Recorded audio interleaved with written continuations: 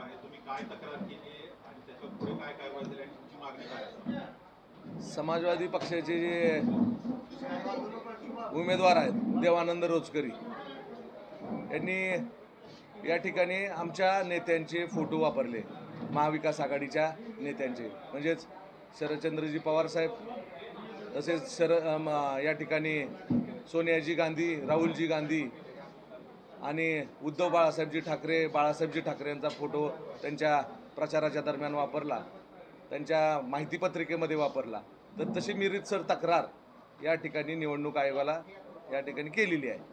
परंतु निवडणूक आयोगाने त्यांना या ठिकाणी माफीनामा मागितला आणि माफीनामा त्यांनी लिहून दिला, परंतु वारंवार अशी कृती त्यांच्याकडनं घडत गेली, परंतु कुठलीही कारवाई या ठिकाणी केली नाही.